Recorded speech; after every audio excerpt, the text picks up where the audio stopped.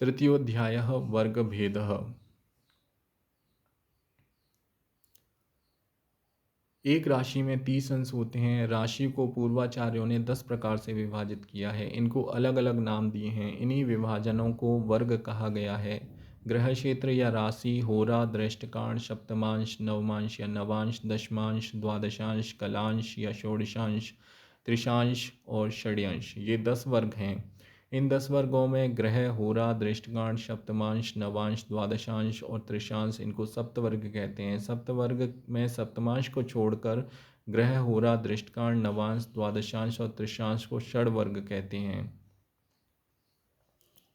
इस अध्याय में इन्हीं 10 वर्गों की चर्चा विस्तार से की गई है। श्लोक 1। क्षेत्र 30 डिग्री, दृष्टकाण 10 डिग्री, नवांश 3 डिग्री 20 मिनट, दशांश 3 डिग्री, होरा 15 डिग्री, त्रिशांश 1 डिग्री, सप्तमांश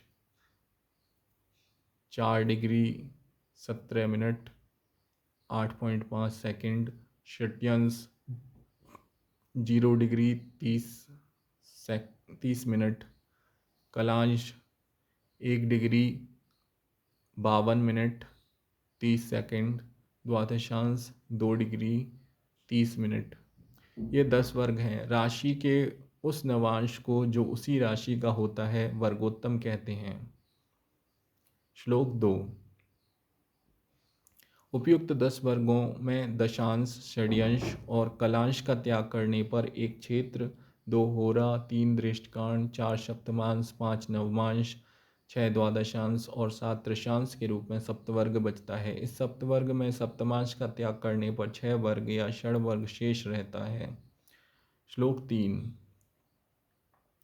राशि वर्ग में पूर्ण फल होता है। षोडशांश, दशमांश और षड्यांश वर्गों में 1/4 तथा शेष होरा, द्रेकांश, नवमांश, सप्तमांश, द्वादशांश और त्रिशांश वर्गों में आधा फल प्राप्त होता है। बाल, कुमार, तरुण, युवा, वृद्ध और मृत विषम राशियों में ग्रहों की 5 अवस्थाएं क्रम से होती हैं। सम राशि में इसके विपरीत क्रम से ग्रहों की अवस्थाएं होती हैं। ये अवस्थाएं 6-6 डिग्री की होती हैं।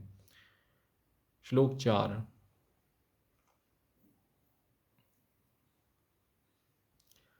होरा, राशि के आधे भाग 15 डिग्री को होरा कहते हैं। विषम राशि में प्रथम होरा सूर्य की और द्वितीय होरा चंद्रमा की होती है। सम राशि में इसके विपरीत प्रथम होरा चंद्रमा की और द्वितीय होरा सूर्य की होती है। दृष्टकाण, राशि के तृतीय भाग 30 डिग्री बटे 3 बराबर 10 डिग्री को दृष्टकाण या दृक्काण कहते हैं।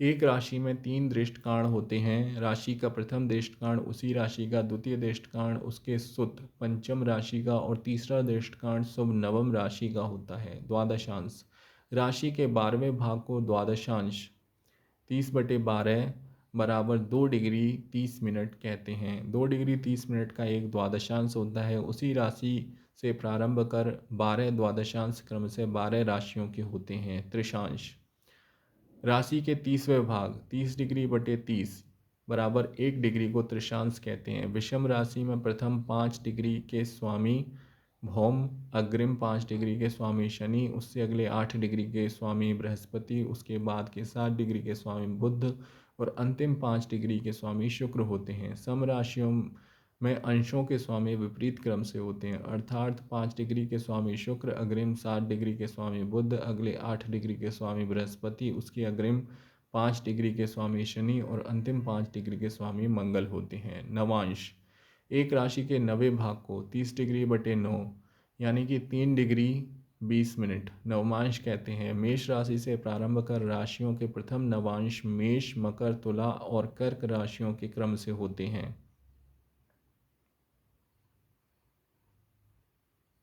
श्लोक 5। विषम राशि का पहला, दूसरा, 8वां, 9वां, 10वां, 11वां, 12वां, 15वां, 16वां, 30वां, 31वां, 32वां, 33वां, 34वां, 35वां, 39वां, 40वां, 42वां, 43वां, 44वां, 48वां, 51वां, 52वां और 59वां षष्ट्यांश क्रूर या पाप फल देने वाले होते हैं। श्रेष्ठ षष्ट्यांश शुभद होते हैं। सम राशियों में इसके विपरीत फल होता है, अर्थात सम राशि में उपयुक्त षष्ठ्यंश शुभद और शेष अशुभ होते हैं। श्लोक 6। विषम राशियों के 7 सप्तांशों प्रत्येक 4 डिग्री 17 मिनट 9 सेकंड का की गणना उसी राशि से और सम राशियों में उससे 7वीं राशि से क्रमशः गणना होती है। विषम राशियों में दशांश 30 डिग्री बटे 10 3 डिग्री की गणना उसी राशि से क्रमशः तथा सम राशियों में उससे नवी राशि से गणना प्रारंभ होती है। विषम राशि में प्रथम षोडशांश के स्वामी ब्रह्मा से प्रारंभ कर ब्रह्मा विष्णु महेश और सूर्य क्रम से स्वामी होते हैं। प्रथम षोडशांश के स्वामी ब्रह्मा, द्वितीय के विष्णु, तृतीय के महेश और चतुर्थ के सूर्य होते हैं। इसके बाद पुनः पांचवें षोडशांश के स्वामी ब्रह्मा से प्रारंभ होकर आगे भी स्वामी होते हैं। सम राशियों में इसके विपरीत स्वामित्व होता है। स्वराशि, स्वहोरा, स्वदेकांड में स्थित ग्रह बली होते हैं। त्रिकोण, मूल त्रिकोण, स्वक्षेत्र, सर्वोच्च केंद्र और वर्गोत्तम के योग से तथा सप्तदश और त्रयोदश वर्गों के योग से अनेक शुभ योग बनते हैं।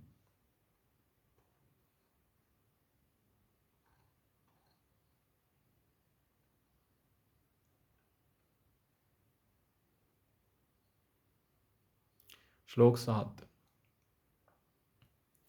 13 वर्गों में 2 या 2 से अधिक वर्गों में यदि ग्रह सोच स्वराशि या मित्र राशि हो तो उनके योग से अनेक वैशेषिकांश उद्भूत होते हैं। यदि 2 वर्गों में ग्रह स्वराशि, सोच राशि या मित्र राशि में हो तो परिजातांश में, 3 वर्गों में उक्त स्थिति रहने पर उत्तमांश में, यदि 4 वर्गों में उक्त स्थिति हो तो पौपुरांश में, यदि 5 वर्ग उसकी राशि मित्र राशि या स्वोच्च राशि के हों तो सिंहासनांश में, यदि 6 वर्ग उक्त स्थिति में हो तो पारावतांश में, 7 वर्गों में उक्त स्थिति रहने पर देवलोकांश में, 8 वर्गों में उक्त स्थिति होने पर सूर्यलोकांश में तथा 9 वर्गों में उक्त स्थिति के रहने पर ऐरावतांश में ग्रह कहलाता है। श्लोक 8। परिजातांश ग्रह जातक को सम्मान, सद्गुण, धन, सुख, वैभव और प्रतिष्ठा देता है। उत्तर माशांस्थ ग्रह जातक को सदाचारी, विनयी और चतुर बनाता है। गोपुराशांस्थ ग्रह जातक को सदाशयता देता है और धन, भूमि, गोधन तथा स्वनिर्मित भवन से संपन्न बनाता है।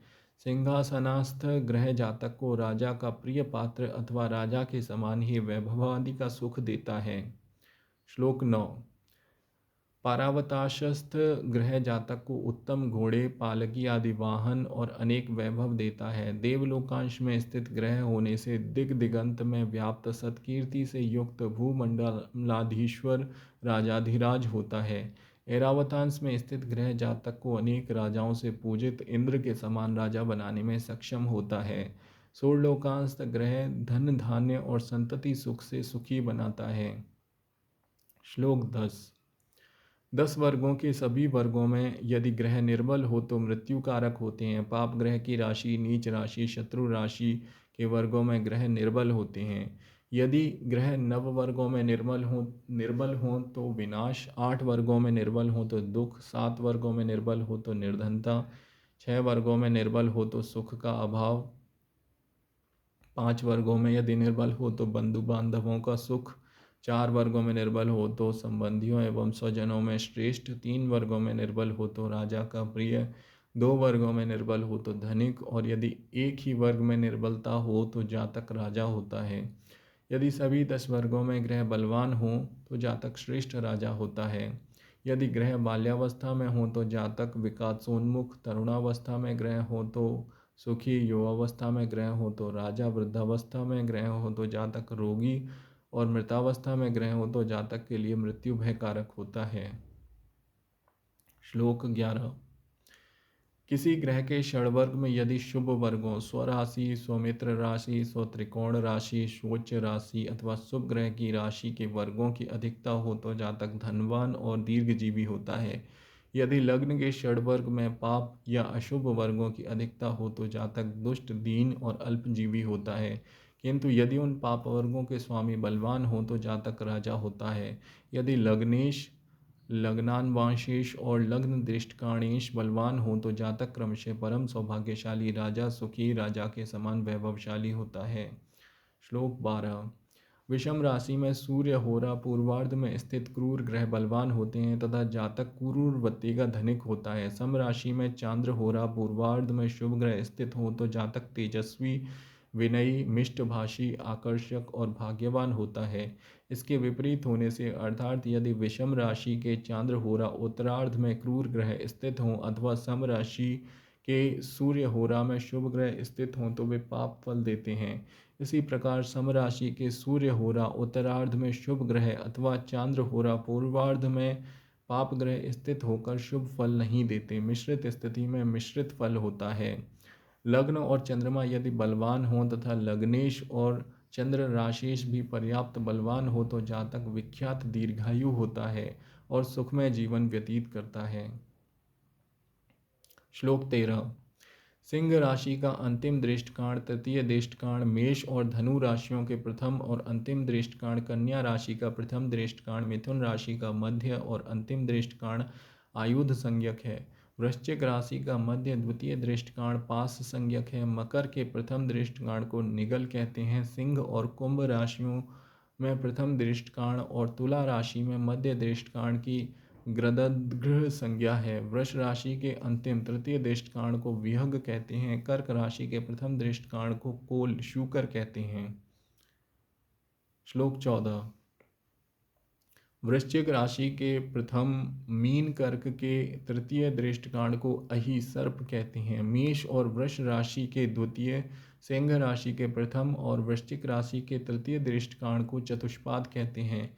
यदि लग्न में ये दृष्टकाण हो तो जातक धनहीन, क्रूरमना और दरिद्र होता है। द्वंद्व, दो स्वभाव राशियों में प्रथम, द्वितीय और तृतीय दृष्टकाण क्रमशः अधम, सम और शुभ कहलाते हैं। चर राशि में इसके विपरीत क्रम से संज्ञाएं होती हैं, अर्थात चर राशि के प्रथम दृष्टकाण को शुभ, द्वितीय दृष्टकाण को सम और अंतिम दृष्टकाण को अधम कहते हैं। स्थिर राशि के तीनों दृष्टकाणों की क्रमशः अधम, शुभ और सम संज्ञाएं हैं। लग्नस्थ दृष्टकाण के नामानुसार उसके फल भी आचार्य ने कहे हैं। श्लोक 15। लग्नोदित दृष्टकाण का स्वामी अपने वर्ग में हो, स्वोच्च स्वमित्र की राशि में स्थित हो, शुभ ग्रह के साथ युत हो, लग्नोदित द्वादशांश के स्वामी और लग्नोदित होरा का स्वामी भी उक्त स्थिति में स्थित होकर बलवान हो तो जातक गुणवान, कीर्तिमान और राजा के समान भोग युक्त होता है। श्लोक 16। मांदी जिस राशि में स्थित हो उस राशि से अथवा उस राशि का स्वामी जिस राशि में स्थित हो उस राशि में अथवा इन दोनों राशियों से पंचम या नवम राशि लग्न होता है, अथवा मांदी की नवांश राशि का स्वामी जिस राशि के नवांश में स्थित हो उस राशि से पंचम या नवम राशि लग्न होता है। मांदी की नवांश राशि से त्रिकोण राशि भी लग्न हो सकती है। यदि चंद्रमा बलवान हो तो उसी से लग्न का निर्धारण करना चाहिए।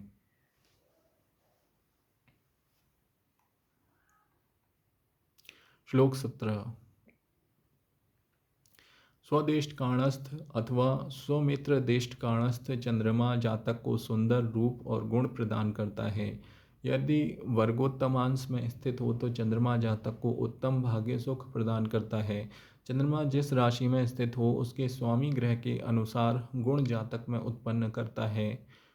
स्वत्रिशांशस्थ ग्रह अपने कारकत्व के अनुसार जातक को फल प्रदान करता है। उच्च राशिस्थ ग्रह यदि अपने मित्र ग्रह से युत या दृष्ट हो तो वह जातक को वैभव संपन्न राजा बनाने की सामर्थ्य रखता है।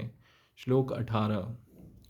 अपनी उच्च राशि में स्थित ग्रह की दीप्तावस्था होती है। अपनी मूल त्रिकोण राशि में यदि ग्रह स्थित हो तो उसकी सुखितावस्था होती है। यदि ग्रह स्वराशि में स्थित हो तो स्वभावस्था होती है तथा मित्र की राशि में स्थित ग्रह की मुदितावस्था होती है। यदि ग्रह शुभ ग्रहों के वर्गों में हो तो उसकी शांत नामक अवस्था होती है तथा स्पष्ट रश्मियों से युक्त सूर्य सानिध्य में अस्त न हो तो ग्रह की शक्तावस्था होती है। श्लोक 19।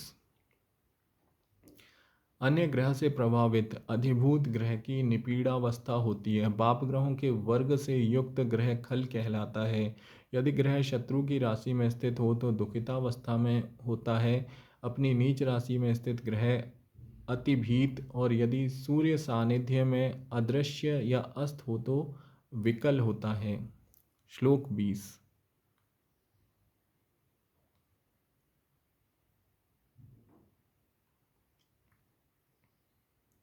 प्रदीप्तावस्था में ग्रह की पूर्ण शुभता होती है, अर्थात इस अवस्था में वह शुभ फल देने में पूर्ण समर्थ होता है, तथा विकलावस्था में स्थित ग्रह की शुभता शून्य होती है, अर्थात इस अवस्था में शुभ फल देने में वह असमर्थ होता है।